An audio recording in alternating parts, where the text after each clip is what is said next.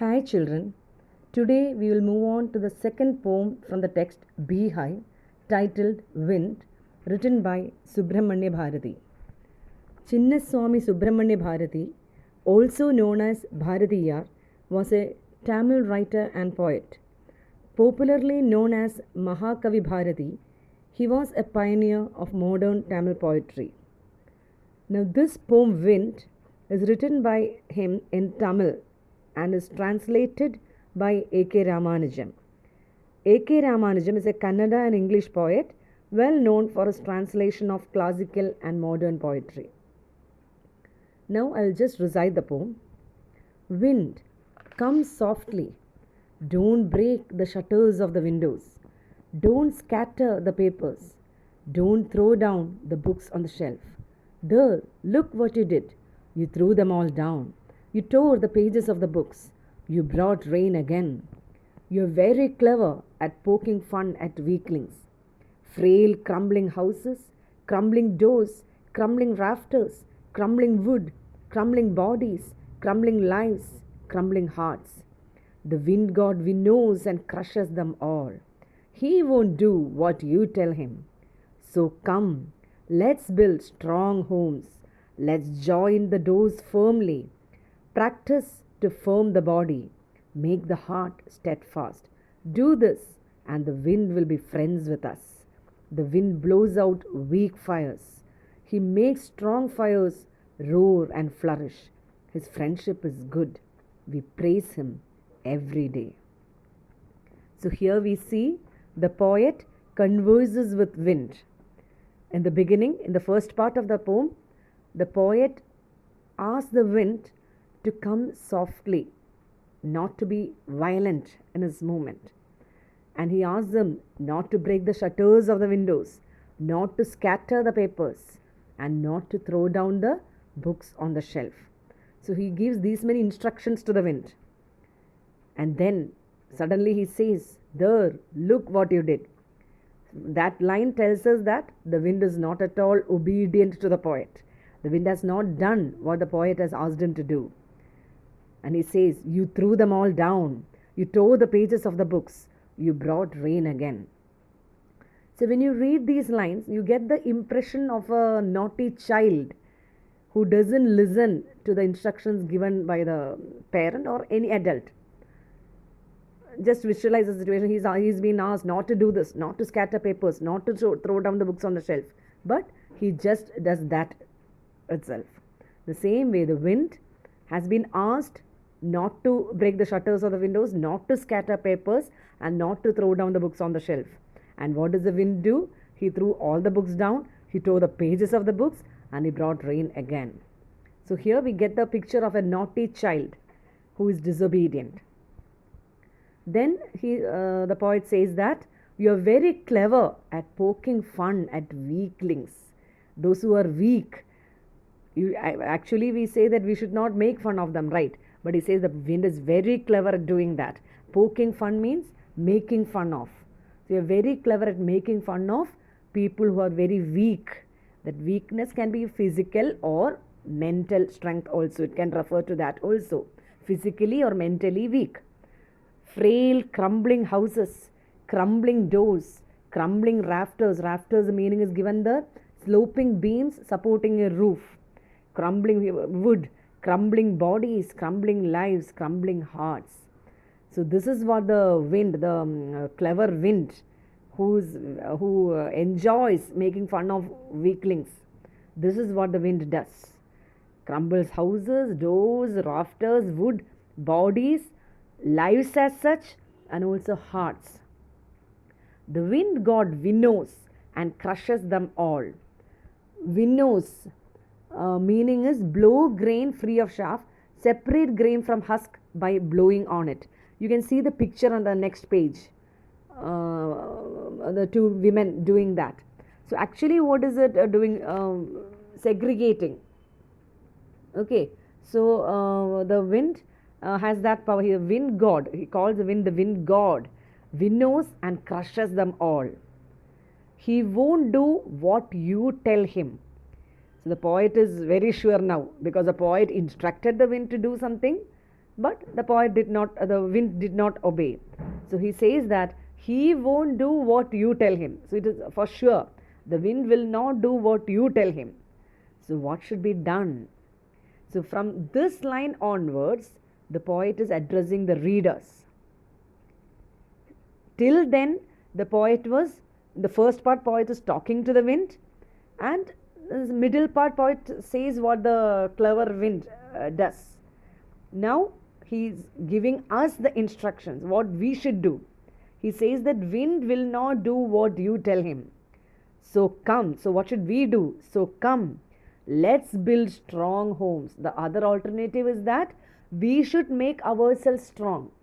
Wind is not going to obey what we say. So let us build strong homes. Let us join the doors firmly. Practice to firm the body, make the heart steadfast. So these are the ways how we can face the violent wind. Do this and the wind will be friends with us. So in the beginning part, you will get an idea that wind is cruel, is almost like an enemy. So the poet says, do this. You make strong homes, you make the firm doors, make the body and heart firm. Then the wind will be friend with you. The wind blows out weak fires. He makes strong fires roar and flourish. So what does the wind do? Weak things, small things it blows out. You can visualize that. What does the wind, heavy or storm, or what does it do? Weak fires, weak things which is not very strong, they are blown out. And he makes strong fires roar and flourish. That is the impact of wind on strong fires. It will roar and flourish. So what does the poet advocate here? Be strong. If you are weak, you are blown out. And if you are strong, you will roar and flourish with the effect of the wind. His friendship is good. So wind is not to be considered as an enemy. His friendship is good when we use it in the positive way. We praise him every day. We praise whom? We praise God every day. Here it's a reference to the wind being worshipped in many culture. The wind enjoys the status of God in many culture, especially in Tamil mythology. That is why he says that we praise him every day. Now this is the literal meaning of the poem. Now once we have read the whole poem, we understand that wind is not only cruel, it has many facets. You get the impression of a naughty child tearing books.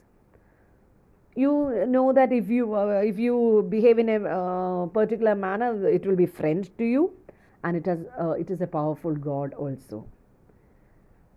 And wind is symbolic of something else also. What is that?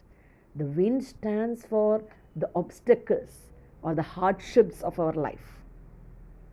So if you look at it like that, the hardships of our life, the obstacles in our life, the problems in our life, they are capable to destroy you also, right? They can destroy you. They can crumble your life. They can crumble your heart. You are helpless. How? If you are weak, if you are physically or mentally weak also, that will affect you. You may not be able to come out of that. You are crushed. You are blown out. Look at that. The wind blows out weak fires. If you are weak, that weakness refers to both physical and mental. You are blown out by that wind. The obstacles will crush you down. You will not able to survive. You will not be able to overcome those hurdles. But if you are strong, physically and mentally strong, you will be able to come out of that. That means wind is our friend if we are strong. So here wind stands for obstacles. So if we are strong, we can face it. We can expect the wind to be our friend. But if we are weak, we will be crushed. Wind will not be our friend. That is what it means. You can easily refer to Evelyn Glennie here.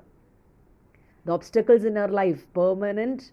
She was deaf, but how she overcame that and become successful as a musician. She was strong. That shows that she was strong, right? Determination and hard work. That all helped her. So this is what the wind is symbolic. Then again, wind stands for the obstacles and hardships in life. Now weak fire stands for people who are mentally or physically weak, and the strong fire stands for people who are strong. Okay, so this is the poem. Now we move on to the literary devices. Yes, definitely there is personification. Wind is personified, because the poet converses to when he asks the wind to come softly, he says that he will not listen to you. Wind is personified. Again, metaphor is there. Wind is a metaphor for obstacles or hardships of life.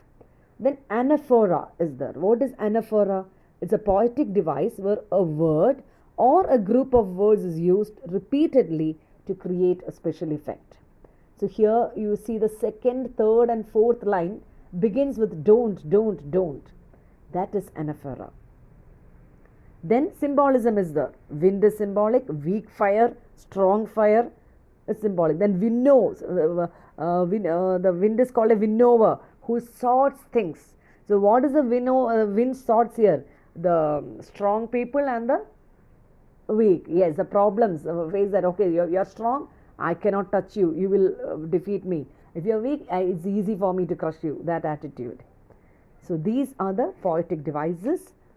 So go through the poem, listen to the audio, go through the notes, understand the poetic devices, and copy down the notes, the summary and the question answers, and do the assignment. Thank you.